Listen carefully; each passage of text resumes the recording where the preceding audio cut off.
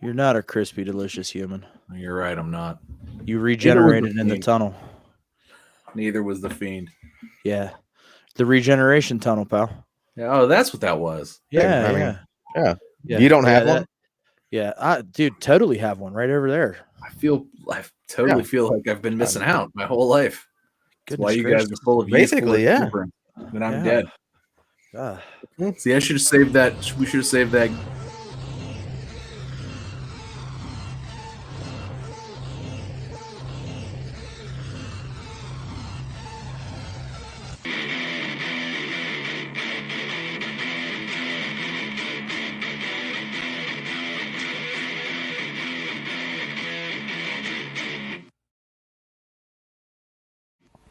Welcome to the One Fall WrestleCast.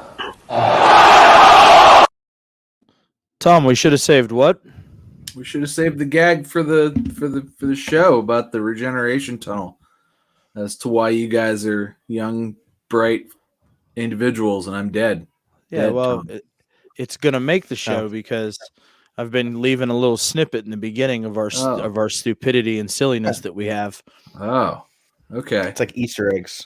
Yeah, it's like it was Easter recently, so you know. It's like a little segue. Yeah, a segue. Yeah, we'll go with that. Not the scooter good stuff. That's like okay. Good. Okay. So how we doing, gentlemen? Did we enjoy WrestleMania week? Yeah, actually, yes. More so than I even thought going into it. I don't know that my hopes.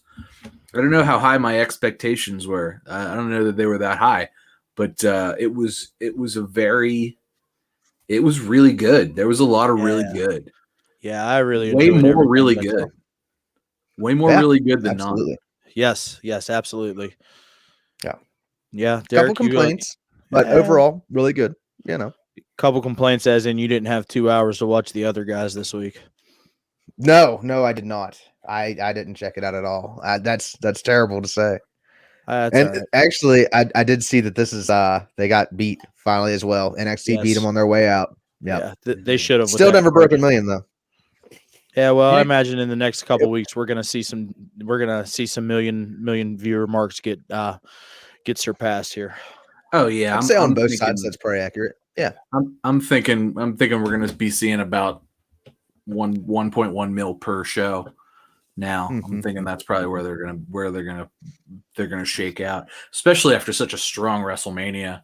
Yeah, and now that AEW doesn't have competition. Yeah, it's going to be interesting. It really is. I definitely think that both shows are going to flourish with the move. So it's going to be interesting to watch. I think that's a phenomenal thing. Like I want NXT to be 1.2 million. I want AEW to get 1.2 million viewers every week. And I think that, doing that is only good for both products. It's only good for wrestling. It's only good for wrestling fans. I mean, nobody loses. I like when everybody wins. And if everybody wins, then clearly I've won because I'm part of everybody, right? So let's just do that. Exactly. Hell yeah. I like it. So guys, let's it's good rational. I guess let's just kind of go off the script here, because usually we don't really break down events and matches too much these days, huh? We did when we first started out, but I don't know. Let's just kind of go through the cards and see where we're at. Obviously, we had a little scorecard for WrestleMania nights 1 and 2, and I mean we'll kind of touch on that as we go through WrestleMania. We can round those out at the end of the game here. Yeah. So let's go ahead and let's run over Takeover, Stand and Deliver real quick. What a phenomenal 2 nights of television! What a phenomenal 2 nights of television! I don't necessarily know that we could have got a better effort out of that roster over Wednesday and Thursday night this week. Phenomenal. Honestly, the only thing I hated was the gauntlet match. I never was really interested in it. Yeah, I like nope. Was not. It was good. It was. I think it maybe was a little gimmicky. I wasn't. If we would rank NXT things from top to bottom, that would be at the bottom. But I didn't think it was bad. I mean, out of all the matches in night one, that was easily to me, the worst. Not to say it was terrible, but it's because worst is kind of a heavy word. But it just wasn't not my the favorite thing best on TV. I liked the end of it a lot. I thought that was very good. The beginning, I'm not a believer in Leon Rush. I'm just not. No. I don't know. Swerve, he's better as a heel. But I think that about most. I think that about most wrestlers. I thought that was good. I'm pretty high on Bronson Reed, truth be told. So see, I'm not. It's just there's I'm nothing not there. either. Like, I really I'm wanting to see Cameron Grimes do some stuff, and I like Dexter Loomis. Yeah, I wanted to see Cameron Grimes do more. I think that would have been good. I feel like Dexter Loomis being in there sort of cancels out Cameron Grimes a little bit just because of all that crap they had for Halloween Havoc. I'm telling you guys, that ruined him. Yeah, it still ruined him, and we're still feeling the effects of Cameron Grimes's ruination by Dexter Loomis in Halloween. I do love, even though he is now rich. I do love the billionaire bumpkin gimmick. I'm into it. It makes me laugh, man. And here's the thing: when we were talking about this, at Halloween Havoc, how they started to make him look a little less serious. I think right now he's like at the perfect spot because he's entertaining, but he's still showing that mean streak in the ring. So I'm really happy with where Cameron Grimes is at right now. Definitely loving the billionaire bumpkin. It's good. I don't dislike the gimmick. I just think that keep Dexter Loomis away from him. I'm kind of confused on LA Knight though out of that whole thing because you would think coming on the scene like he had been, he's a fresh guy, he's coming out cutting some promos and maybe get a win. That'd be good. But coming in, he had a lot of steam coming in too. That's Eli Drake. And I thought they were going to do big things with him. And then, he won his debut match against the enhancement guy and then back-to-back losses. It's just. So I don't know that he's necessarily because even when he was in, what was it? Oh, he was in Ring of Honor, wasn't he? He was, but he was also NWA. But like when he was in NWA, like he really just talked. Like his matches, I don't know that he's that great in the ring. He's good on the mic, and he's really confident as far as that's concerned. He seems to be really, able to just spit out a promo, get the words over, deliver it believably. They're clearly kind of heel promos. He kind of delivers everything the same way, but yeah, he's pretty full of himself. But I know that's good, right? Like, it's awesome. Yeah. I'm enjoying it. Right, but in WWE, heels don't win generally.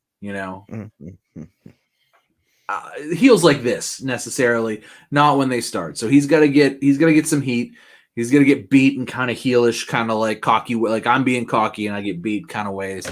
We'll see what happens with him. I have a lot of faith. I think he's capable. He looks good. He's in good shape, and I think there'll be some good stuff. But we'll see. Yeah, I didn't wait and see right now.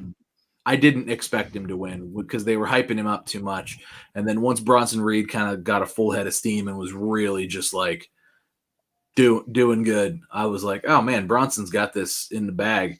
And sure enough, man, I thought he was killer. I thought he was great. I'm digging the kick me in the head because I think, correct me if I'm wrong, he's part Samoan, yeah? No, he's actually from New Zealand. They have a very similar kind of. But isn't he like Australian and no? I think he's from Australia. I think he's like Australian and Samoan. Yeah, I'm not sure about all that. I just know that the Australians do the similar travel type tattoos like the Samoans do. But anyway, as far as that's concerned, I think I looked it up. But anyway, up on Ancestry.com.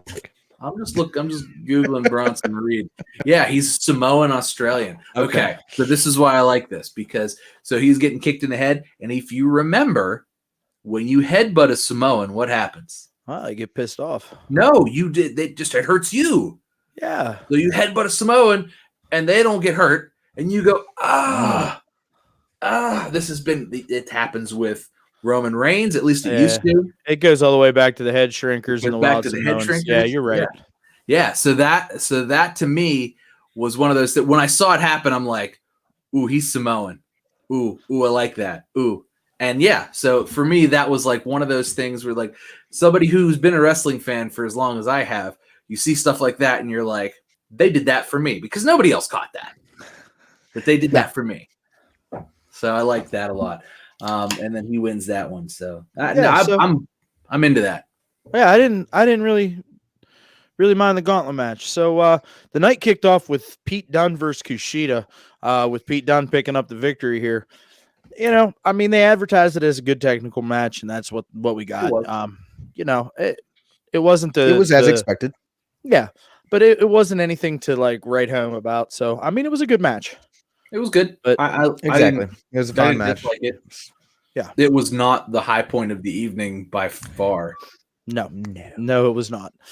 So let's just. I think that our lack of engagement on it pretty much tells the story that we enjoyed the match. It just wasn't anything to talk about. Let's talk about the triple threat tag team match: MSK versus Grizzled Young Veterans versus Legado del Fantasma. I really enjoyed this match.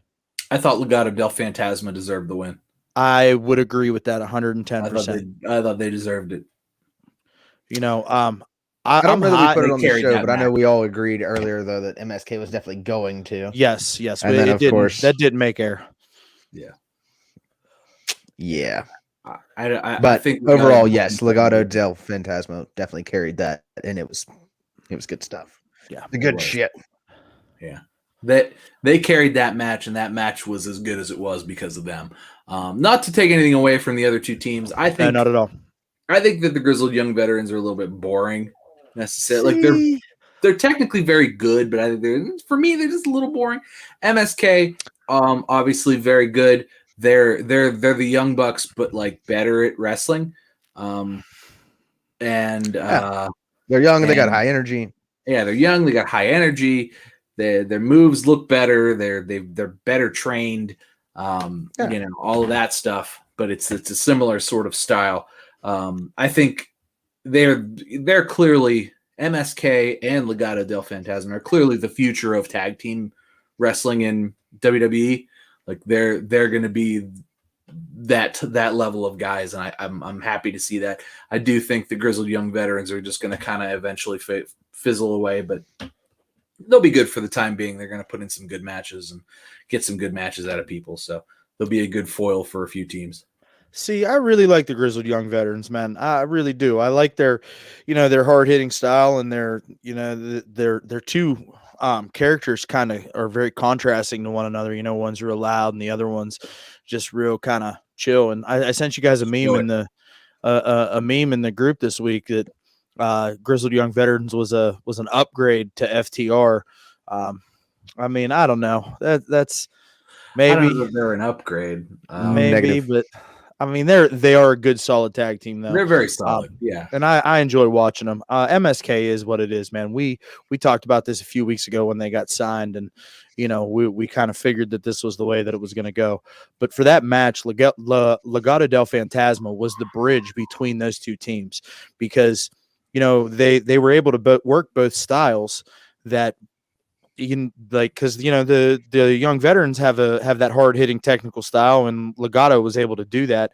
And MSK is just spot fest. I don't want to call it a spot fest because they actually kind of tell the story really well whenever they're doing that stuff. Their selling's real good. They don't do a whole lot of setup spots. They do a lot of like they do a few setup spots, but it seems just like they're sort of a flow rolling. That's exactly what I was going to say. Their style is more rolling. It's not necessarily like, let's set up this spot. Now you stand here. Let's set up this spot. Like, I feel like that's now go stand there for 10 seconds. Yeah, that I feel like that's very much where they were, where the Young Bucks are, where it's like, he's standing over here. Now I got to do that. Now he's standing. Now got this guy in this correct position. Now I got to do that. And I feel like that's a very sort of almost Rey Mysterio kind. And not that Rey Mysterio is a spot monkey by any sense of anybody's imagination, but no. Why does everybody end up kind of hunched over the ropes for him to do the 619? Like that doesn't happen in any other matches, right? But it's with the Young Bucks, it's sort of a like that happens 5 or 6 times in a match, and they've got those points set up, and it's like to compare because I did this. It was my fault to compare MSK to the Young Bucks is remiss because they don't do that. It's more of a rolling flow style than it is a set up spot fest. Yeah, but they're, regardless of it, they're fun to watch, and but Legato definitely showed me a lot in that match. So, and I don't think that we can move on from this and Derek, and I know you and I talked about this off to the side, like those two dudes are like genuinely pumped to be NXT Tag Team Champions. Like they are. They seem like genuine, happy people. Like I'm excited for them. Like they get you emotionally invested that I want to see them succeed. Yes. And at the end of the day, that's what it's all about, right? I do like that. I like that a lot too. Like I said, as far as the match itself was concerned, I was more like, I feel like Legado del Fantasma should have won that one. But there was I'm not salty that MSK won by any stretch of the imagination. Cheers to those guys. Yes, sir. Here, I'll double up on that. Moving on. Walter versus Tommaso Ciampa for the You're gonna go with the championship. That. What? That was the best match. Oh my god! Now I told you guys. I don't know if I told it on air or in the chat, but I was like, I've never seen Walter. Like I don't watch NXT UK, and you guys told me like this will be a banger, basically. And holy shit, boys, that was a match. That was better than even after you guys told me, you can't sleep on this one. You have to watch this. Wow. He definitely lays it in like no other. we somehow undersold it by being by praising the hell out of it. We somehow still it is. There was no no way you were ever going to reach the praise necessary to get me to understand without putting eyes on it.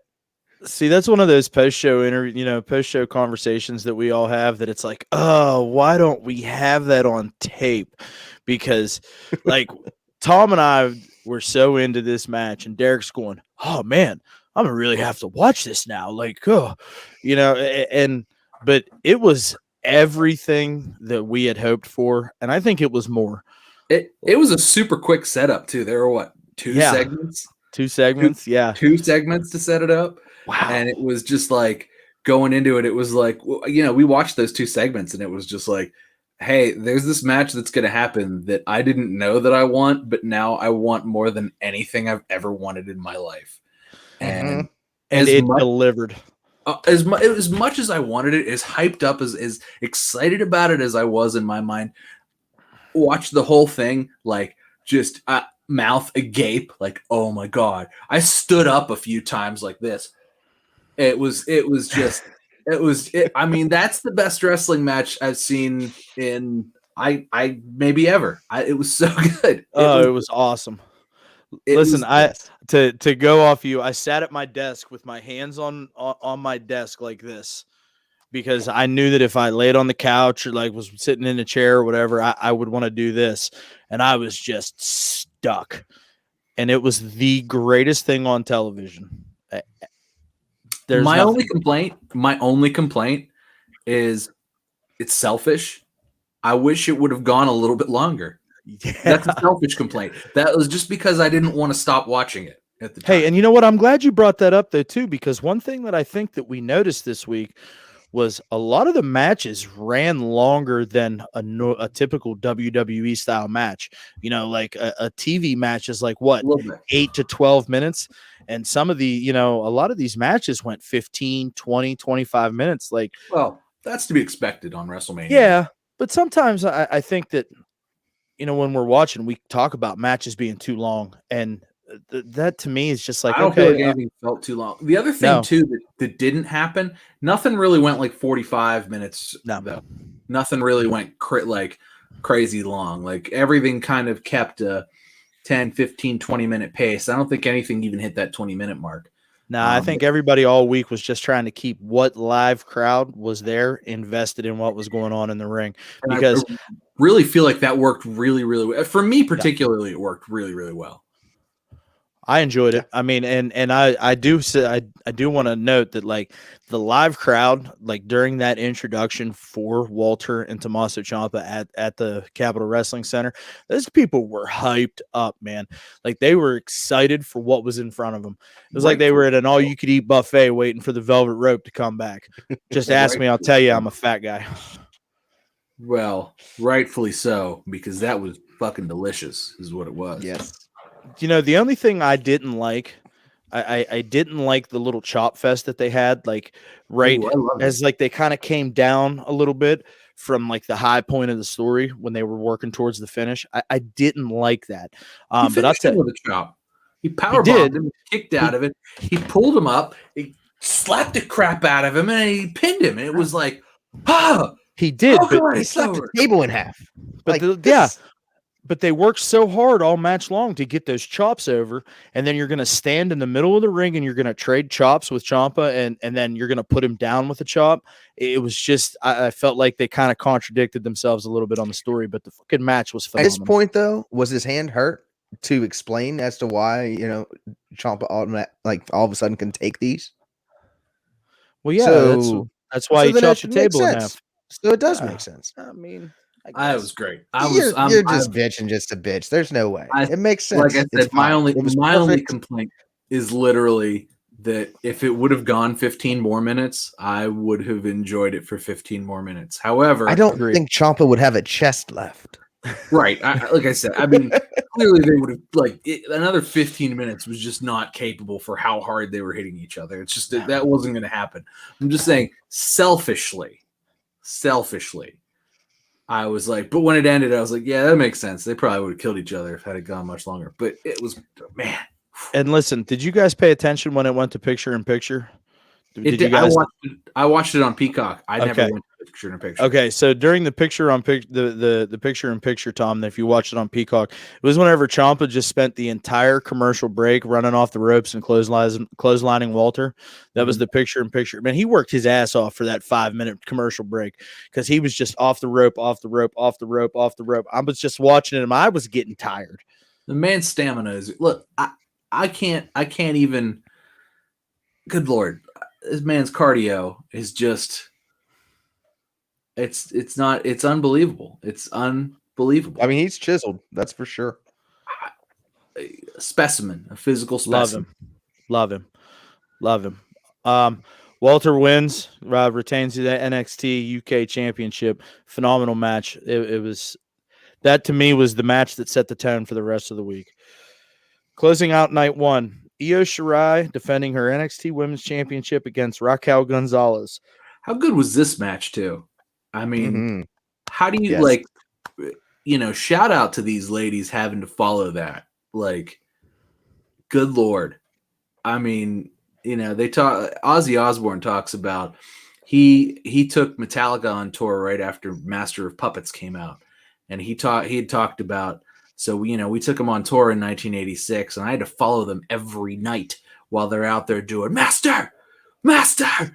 And he's like, you want to talk about the hardest thing I've ever had to do? It was that. So that's what they had to do. Tommaso Ciampa and Walter went out there and just put on a Metallica Master of Puppets tour in their prime 1986. And they did it. They walked out like they were Ozzy Osbourne. And they blew the lid off the place. Let's not forget, though, it was a fantastic match. The triple threat tag match was in between these two matches. Yeah. But still, you had to follow, that Tommaso Ciampa and Walter. That wasn't bad though. That for the women's tag titles, it wasn't bad. No. That's on night 2. Never mind. Right. So I've watched a lot of wrestling, man. Yes. Understood, pal. I hope you have a list in front of you because I don't. I do. Okay, that's good. Because if I didn't, I wouldn't know either. Okay. So Io and Raquel. Whew. That was great.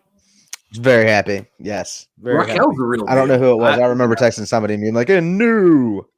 I don't know if that was in the group or just Tom and I at this point because I think that was the night Tom and I were texting because I don't know. There was a night that Walt was. He decided to work on WrestleMania weekend, which is crazy. who does let's that. not forget. And you make the my schedule. anniversary You make the weekend, schedule. pal. I don't make my schedule. I still have a boss. Anyways, for me, Io Shirai and Raquel Gonzalez was, I think, everything that we needed it to be. It was a great payoff. We finally got that new champion that we've been talking about for the last couple of months. And Raquel's believable. I think that she's really kind of come into her own as a performer. And, I see like the seeds of discontent with Dakota Kai here, in their backstage segments and their promos and stuff. I imagine that's probably going to come to a head here soon. Raquel beat Rhea, did she not, before Rhea went to Raw? Yes. Yeah, I feel like that was really the step up turning point for me, because clearly, we'll get to that, but Rhea is clearly like just super duper star material, and I feel like that was sort of the put over for Raquel, because that was a fantastic outing, and this was better than that. It was good. It was awesome. Fantastic. It's good stuff. All right, so night 2, let's move on. This was the Peacock exclusive. We started the night with the NXT Cruiserweight Championship unification match. No, go ahead, pal. What do you need? Nothing. I'm good. My wife popped in. Okay, well, I felt bad. So, I was watching a show back a couple weeks ago, and I felt bad. It was with the cats, and I felt bad that I didn't stop, so that you could handle the cats. Cats are fine. Okay. Cats are fine. Okay. Everybody's fine. Cool. I'm not taking this out. It's fine. It's fine. It's fine. That was a bad Tom. Fine. Dead Tom. He was not very impressed. No, he wasn't. Anyways, so start off night 2 with Santos Escobar and Jordan Devlin for the NXT Cruiserweight Championship in the ladder match. I have one question for you guys, okay? Because first of all, I enjoyed the match, but here's my big takeaway from that. Was this the right match to start your exclusive Peacock streaming deal with? I kind of love ladder matches. They're kind of one of the greatest things in wrestling to me. So I was not unhappy. So was it the best? Man, that's a good question. No, probably not. But this was the right match to start this night of the show out with, especially because the Cruiserweight Championship in particular is not. It's not held to the same prestige, whether that's warranted or not is up in the air. But sure, it's not held to that same prestige. Nobody knows. Oh, the Cruiserweight, we remember it from it was the opening match of WCW generally, right? So. And the Cruiserweight Championship hasn't been relevant since Enzo held it. Yeah, that was the last time we saw it on a major show. True. Yeah, and that's been forever now. So, and the fact that there's 2 of them, or there were 2 of them, with 2 guys sort of toting them around, sort of even diluted it even further. I do like that this was a unification match. I like that they put it out there as hey, here's a unification match for these cruiserweight titles. It almost was sort of a reintroduction, if anything. Hey, Peacock, we have this cruiserweight division. We've been mucking around with it, but we're about to get serious with it. Here's a serious match to make these 2 titles one serious title. And we got Jordan Devlin, who's a champion, and we got Santos Escobar, who I wish he could still be El Fantasma, because it's a much better name than Santos Escobar. But the fact that he's in Legado del Fantasma, which is the legacy of the Phantom, is fine, I suppose. It's a neat idea. I hope there's cool T-shirts. I need to look to make sure to see if they got a couple good ones. But I don't want T-shirt. The only one I've seen has pictures of their faces. I'm not into that. I don't want faces on things. I'll look. I'll figure it out. Anyway, so out of those options, though, I mean, which would you put as your leadoff match? I mean, the only other 2 that are even possibly interesting I'm a new viewer. I'm just coming in here, checking out some wrestling for the first time on the Peacock. I mean, you've got what, Finn Balor and Karrion Kross, or Adam Cole and Kyle O'Reilly. I feel like Adam Cole and I'd have Kyle led with O'Reilly has way Gargano. too much of a build up. I'd have led with Really? Gargano. No doubt about it. Yeah, no doubt about it. That. I mean, that was still like the second or third match, though, right? It was the third match. I don't have them in order in front of me. I just have them. It was still pretty high up there in the card. So, no, I mean, I don't disagree with that. I think those two matches could have swapped spots easily. And I think it was just a call, you know, because I mean, we got 4 championship matches back to back to back to back, and then we ended the night with the street fight. Yeah, which was also really good. But I have thoughts and comments on that. Yeah, so, well, we'll get there. But I don't know, Derek. What you think? You think it was the right match? Yeah, no. I mean, I guess whenever you bring it up, I mean, it was fine for me, which I've been a fan for a long time. I'm going to tune in anyway. If you want to bring in new fans, in my opinion, I would have went with Finn Balor, Karrion Kross. Only because, hear me out, it's for the NXT Championship. This is the biggest championship for this specific company that they have. So there's 1, 2. You know it's going to be a good match. Finn Balor and Karrion Kross both are physical specimens, so they're going to draw some eyes. Hey, what? Calm down. What? You're getting all excited here, pal. I've been drinking a lot of coffee, man. I'm sorry. That's all right. You know, I'm praying. It's okay. I'm gonna be pissed off here in like an hour when I'm trying to go to sleep and I can't. Where was I? Oh, so one last thing. Wasn't done yet, Walter. So, also you have the Smoke Show Scarlet, which is also going to bring in some eyes. Not to try to sound like a creepy guy here, but it's not bad to look at. No, not at all. That's pulling up as my first match. That's what I think they should have let off with, since you brought up the question there. You know, I mean, overall, I thought the match was good. A couple great spots. The Spanish fly off the ladders, that was dope. You know, I don't know. It was a good match. I'm not going to say that it wasn't a good match. Escobar wins, unifies the Cruiserweight Championships, has dominantly.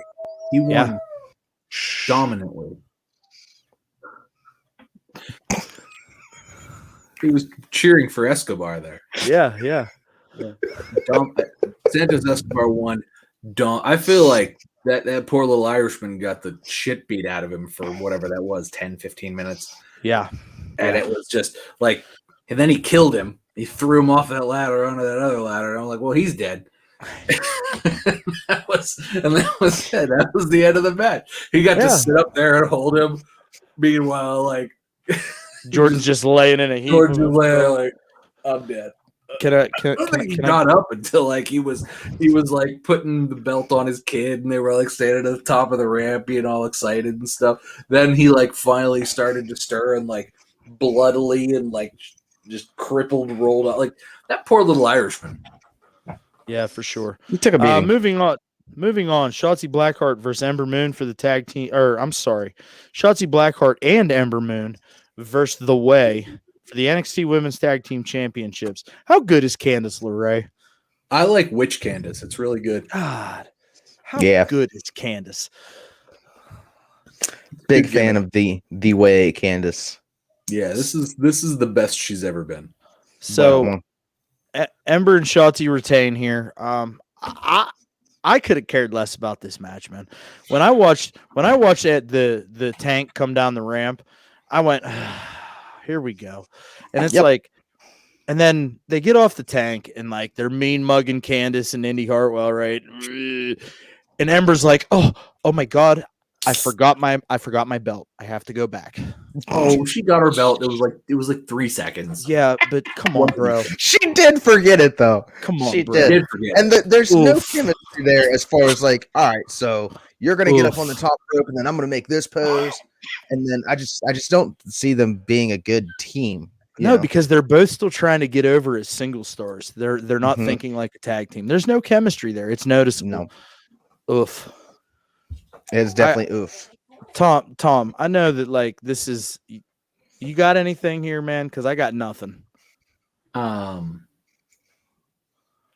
I don't like. So I like Ember as a singles competitor. I do think she needed more NXT time, and I think her being in NXT is good. I don't know why there's NXT Women's Tag Team Championship belts. I don't know that makes I'm not sure either. Sense to me. Just from, I mean, I know why I watched their existence, but I'm not. They're not over with me. Put it that way. No, they killed them right from the start. I mean, what Dakota Kai and Raquel held them for not even a full episode. Hot minute. Yeah. Mm-hmm. No, it was I don't know. It's not. It's I'm not. So here's the reason why we can't get invested in the NXT Women's Tag Team Championships, because Dakota Kai and Raquel Gonzalez should have beaten Shayna Baszler and Nia Jax. The tag team titles should be on NXT right now. They should not be on the main roster. Instead, they make them lose, and then the very next week they're like, "Here you go. You weren't good enough to carry the banner, but we're going to give you the side. We're going to give you the side piece. We're going to give you the little the secondary logo here that we put NXT on these ones. Yes, you can have these ones. It's like a consolation prize, and instantly I was just like, nope, I'm good on these. If they would have just let the tag team titles go to NXT and work on building the women's tag teams like they're doing, that would have been more believable. That would have been better. So that's my take on that. Moving on. Johnny Gargano versus Bronson Reed for the North American Championship. Tom, I imagine you have a lot to say here. I generally I'm not a fan of Johnny Gargano or his matches. I mean, he's good. I like Johnny. He's all right. He's fine. But like, okay, so Bronson Reed, thick boy time. Man, I loved everything about. I like everything about what Bronson Reed is doing, and something clicked with him and with me over the last couple weeks. Like there was a click of like, oh, now he gets it, and now I like it. So now I'm a fan. And no, just everything he does, I feel like is good. He works a good big man match. I feel like he works he works a very Vader like style. And I really like that a lot. I was a big fan of Big Van Vader back in the day. Always really, really, really liked him. He was my favorite in WCW when he was in WCW. I would watch WCW specifically for him. And then when he came to WWE, I was like, oh man, this guy's fantastic. And then, they obviously killed his run, and it was terrible. And, I forgot because I was a little kid and I had other things to do, like play N64. But, he works a very like Vader style for me. So that's very cool. And it's like he moves not quite like a lightweight or anything like that, but he's a big man. He's the biggest man they've had in a long time in NXT. And I just dig it. And I think Johnny sells well. I think everybody has a good match with Johnny. I don't necessarily like his character work, but I really like the match. And I think Bronson going over was the right call. And I'm in for thick boy time. Derek, what about you, bud? Am I mistaken? Didn't Johnny win? Yeah, Johnny did win. Yeah. Okay. Yeah. My bad, Tom. I didn't mean. I was just confused. No. Yeah, Johnny won, but I'm like, I like the. Sorry. Oh, okay. I got you. No. You're good. You had me questioning my my Thursday night. He's sipping on that thick boy tea.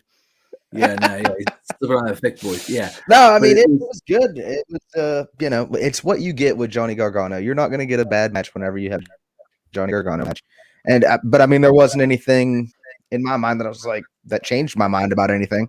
I'm still not sold on Bronson. He's fine. That's what we like to say around here. Fine. I like him. Not gonna be buying his T-shirt anytime soon. No, I'm not buying it. His name's not cool enough for me to buy the T-shirt. But I like his name. I just think he's dog shit.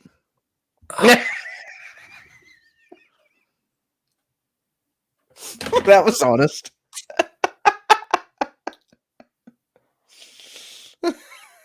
You better explain yourself, and it better. Bro, Johnny Gargano made him look like a fucking star. Yeah, but who made him? Everybody else made him look like a star the night before. I mean, I didn't think he looked that good the night before. I think the wrong man won. I think Isaiah Swerve Scott should have won that gauntlet match. No. Listen, Swerve has had the best last 6 weeks of television, despite the fact that it's been with Leon Ruff. He has shown more care or development or, in-depth storyline than anything we've seen in the last 6 weeks. He's turned into this heel. All of a sudden, he's beating everybody. He's beating everybody's heads in. He doesn't give a shit what anybody thinks. The man is on the rise. And the fact that we have to sit here and we have to watch this dude plod around the ring for 30 minutes with Gargano. He can't even stand up. He's so goddamn winded. Like, Jesus Christ, man. Like, Gargano, if it wasn't for Johnny, that match would have been complete and utter dog shit. Like, I'm just saying, Johnny Gargano was the reason that match was so good. And if they would have put the title on Bronson Reed on Thursday night, I'd have been done. Because this is not the place. This is not the time. I like the big guy. And I agree, I see shades of Vader. But he ain't there yet, bud. He's not. And I'm not into it, man. And if, like I said, if Gargano would have lost that match, I got nothing for you. There's guys out there right now that should be challenging for that championship. Kushida's won. Ciampa should be in that mix. Let's get that going again. Yeah, and I think Jordan Devlin's in line for that there too. That's probably coming down the pipes. But Bronson Reed, nah, man, I'm good on all that. So what happened to the Dream? Anybody seen the Dream? Nope, not since we talked about him like 12 weeks ago. Is he fired forever? No, he's not fired. He's still under contract, and he is still showing up to the Performance Center every single day per his contract. He'll be back.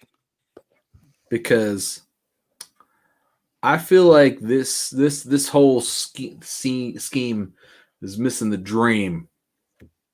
1,000,000%. And I'd like to see him. I'd like to see him challenge Karrion Kross, if I'm being honest.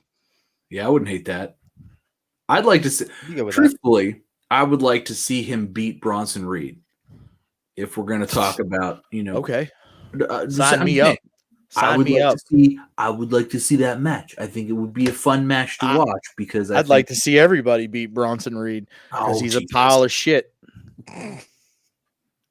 Okay, fine. Nah, he's cool. I'm sure he's a great guy, and I know he's working hard. I just don't buy it, and maybe it's because I'm a big guy. Maybe that's my problem. Maybe I'm a big guy, and I don't get it. He's bigger than you. Oh, yeah, but I'm still a big guy. He's bigger than you. I'm athletic. Okay. I'm hip. I'm cool. Are you athletic, though? Well, yeah, I'm bro. Not. Square up. Let's go. I don't want to square up. I'm not athletic. I don't want to. I don't want to do that. Anyways, Gargano retains. Moving on. Finn Balor versus Karrion Kross for the NXT Championship. How good is Finn Balor? Amazing. Really, really. Mm-hmm. God, how good is Finn Balor? Like, so everything you just applied to Bronson Reed, like, if Bronson Reed would have won the title and not Johnny Gargano made that match and all blah, blah, blah, blah, blah. That was Finn Balor in this match. Like, Finn Balor made this match, but they put the title on Kross. Well, because Finn's going to get his call up. He's going to be on Raw tonight. I guarantee it. I'm sure. He's probably on it right now, and we're just not watching it. We're talking to each other. Karrion couldn't lose, though. I mean, he hasn't lost yet. It was obvious that it was going to be him winning the whole time. I mean, I guess that, like, he's sort of a heel, so, I mean, they're probably just going to throw Ciampa in there with him now, and that's just going to be a thing because somebody needs to put on the good match. I mean, Karrion Kross can have a good match. To be honest, though, the friction that him and Finn Balor had, though, going into this match, being that Finn Balor had found his weakness and that he needed to not be such an immature, demon-esque type personality, when fighting Finn Balor. I don't think that's over yet. I don't want that to be over yet. I want now Finn Balor to come back and chase Karrion Kross for a minute until he overcomes his whole Scarlet BS thing that he's got going on. I don't think that's going to happen. I get what you guys are saying. He probably is going up to the top. He's been down in NXT for a while. He's going to go back. I don't know if I was him that I'd want to go back because, hey, I'm big fish, little pond down here. Let's not take away, though, that I think that Karrion Kross kind of got to showcase a little bit of his work rate. And you're right, Tom, it wasn't fantastic. But the question surrounding him has been, can he go 25, 30 minutes with a smaller guy? Yeah. I think they tried some silly shit that they probably shouldn't have done so late in the match. But I like the little bit of wrinkle that we're getting with him. He's kind of talking a little bit more, and they're kind of coming away from that supernatural thing that they had going on at the beginning. And, Scarlett's going to be Scarlett, man. She's going to read tarot cards and she's going to do her thing, and she's going to not talk business. She's going to play her little gimmick, but I don't know. It'll be interesting to see moving forward. We'll see. Yeah, I mean, there's plenty of guys who could put on great matches, and clearly Karrion Kross has the ability to put on a good match. It's just not his. Yeah, it's just not his thing. So, ending NXT Takeover, Stand and Deliver, Night 2. The unsanctioned match between Adam Cole and KOR, Kyle O'Reilly. Gentlemen, what do we think about this one? Derek, go ahead. I was so freaking pumped for this match, fellas. I was so happy to watch this. The build up for it has been fantastic. Everything about it, I was pumped. It sucks that Undisputed Era broke up, but to get to see this, I was all about it. But honestly, all the hype and all the build up did not match what I was given in the ring, and it was just a giant gimmick match. And usually, I'm all about gimmick matches. I don't have a problem with them, but I just didn't. It didn't click with me. It's sad to say because I love both these guys, but I just expected so much more, Tom, what about you, bud? So no, I thought it was. I disagree. I thought this was a good match. I enjoyed it a lot. I really thought that it, as much as like I've believed that these guys were friends, I feel like the hype and the build up to this was like, no, these guys actually do really hate each other, and the hate was palpable, and just it felt good. It felt right.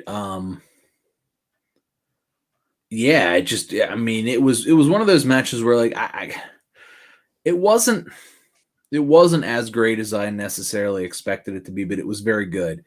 And there was just a level of like, when it was over, it sort of felt like the end of an era for sure, but it felt like, oh, okay, well, Adam Cole's now probably going to the main roster because he lost. Kyle O'Reilly's now going to go into the main event. And that's just where that's where we're going. That's what it felt like. It felt like sort of the end of a like, big long good run of what was going on, and then the same type of thing as like but it's the end. It's now we're gonna see something else. One thing I will say is that I'm not sure if anybody else noticed this or if I'm the only one. So, was Adam Cole sick? Did Adam Cole get COVID? Not that I'm aware of, because he looked thin. He didn't. I mean, I'm not saying he looked like out of shape or anything. Clearly, he wasn't. I mean, he put on a great match, but he looked like he had lost muscle mass and weight. So that was part of my thoughts going into that, was that he looked a little bit too thin, of like didn't have the right amount of wrestler muscle mass on him that he generally would have. And maybe that was just me. Maybe I'm wrong. Maybe I just haven't seen him in a while, but I feel like I haven't seen him in a while. And yeah, so yeah, no, I thought it was fine, but it sort of felt like a very closing. It felt like an epilogue, sort of, to me, Sure. a very closing chapter. And I don't know that it is, but it sort of was almost bittersweet to watch. It was a good match. They did a good job, but it was sort of a like, now we're closing this book on the Undisputed Era, and I don't know. I don't know how I feel about that. We'll see. I hope they both succeed a lot, and I hope this doesn't close the books on them. Because I've enjoyed both of them up to this point, and but I kind of feel like that was what happened. Honestly, the Adam Cole intro music being changed, it just doesn't fit now. It made me sad. I know it has to happen, but does it though? Because it was more in line with Adam Cole's entrance. We could still do all the Adam Cole baby and the boom. I think they should have just left it his music. It just wasn't a good start to the match for me. Right off the bat, I was like, really? It's just not the same. I miss my old school Adam Cole. Yeah, I saw a meme today that Michael Cole was his dad. Or was that real?